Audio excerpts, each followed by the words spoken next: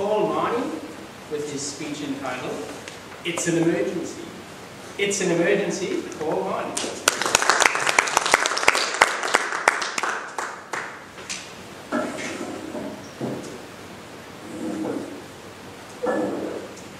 Thank you, Mr. Toastmaster.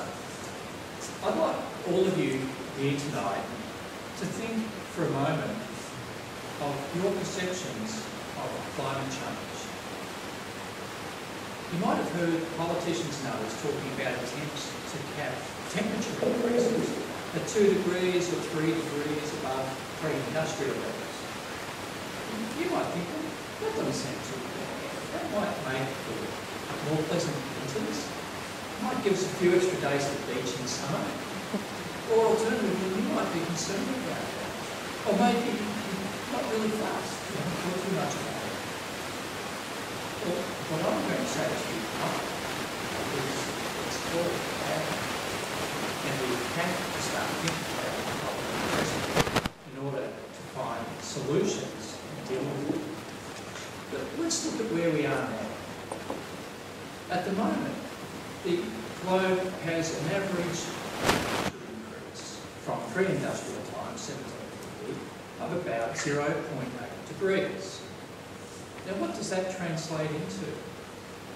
Well, think about the increased intensity and frequency of forest fires in California, in Greece, in Victoria.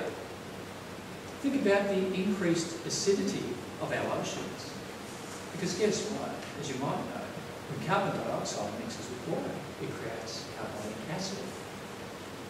And think about the rivers that are dying all around the world, including our very own Murray, which is running through our food bowl area. And you probably know about the impact, the alarming and accelerating impact of ice melting in the polar regions, with massive flow-on effects, which I haven't got time to explore fully tonight. What I will explore and talk a little bit about is the impact on permafrost. And what I'd like you to go away with tonight is an image of permafrost melting and thawing. Now, if you're not familiar with permafrost, it's frozen soil. What people used to call permanently frozen soil, but unfortunately, it's not permanent. Because one of the features of global warming is that when we have a 0.8 degree increase at the moment, it's not uniform. It's much higher in the poles. 0.8 is the average increase. The poles are currently about 3 to 4 degrees higher than pre-industrial times. In fact, in Siberia, in the summer of 2007, increases of around 7 degrees were recorded. And what that is doing is melting large areas of permafrost. Now, it's visible in many regions where you might see forests which have trees green. You might have houses disintegrating into the earth. You might have roads crumbling where what was once solid, frozen soil is thawing out and melting. Now, one major problem with all that is that the permafrost houses massive stores of carbon. It's estimated that the permafrost regions, which are around the Arctic region, Siberia, Alaska, Canada, which go hundreds of metres deep, it's estimated that they store around 1,600 billion tonnes of carbon. Now that's about twice the amount of carbon that's currently in the atmosphere. So what happens when the permafrost thaws? Well, large amounts of that carbon are released, mainly in the form of methane and carbon dioxide. Methane, over a 20-year time horizon, is 72 times more potent than carbon dioxide as a greenhouse gas. So, what happens? The permafrost at current temperatures is thawing and releasing methane and CO2 and other gases, which create more warming, which creates more thawing, and more warming It's a vicious cycle. And guess what? It's happening no matter what we, the human race, do. We've set this trigger. The planet is saying, I'm on my way. I'm warming. This has massive potential impacts for the ongoing climate. And these effects in the polar regions, including the melting ice, are changing the wind patterns and the water flow patterns to the point where the Himalayan ice sheet is melting.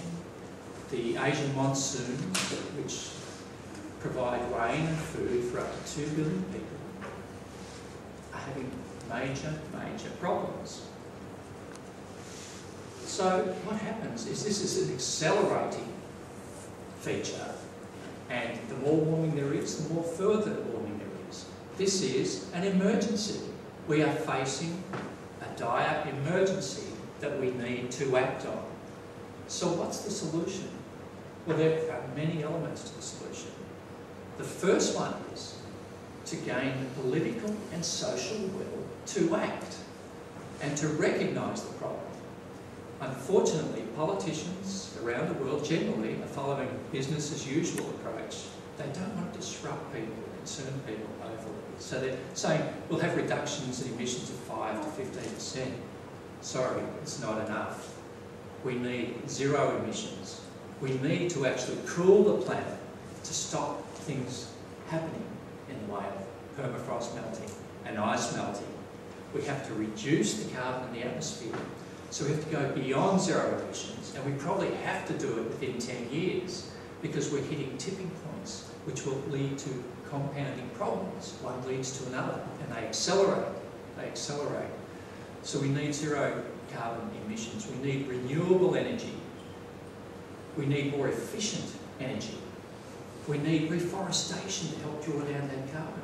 We need agricultural methods like biochar, which shows great promise of immense proportions, but needs further explanation and probably not enough time to explore that tonight. So there are possible solutions if we accept that we face an emergency and that we must do something about it. I'd like to leave you with some words from Anne Druin, who is the widow of the late Carl Sagan. And in 1992, she and Carl Sagan released a book called Shadows of Ancient Ancestors. And she said about that book recently that it was mainly about the gap, or the lack of a gap that exists between the human race and other life on the planet.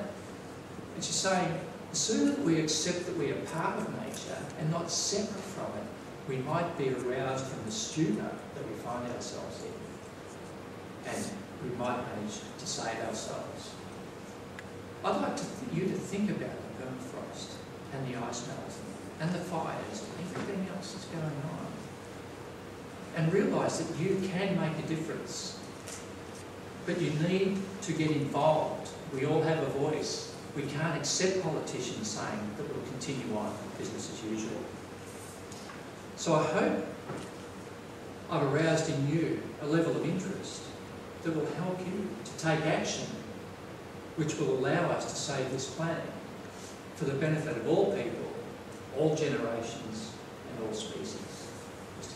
Tasman.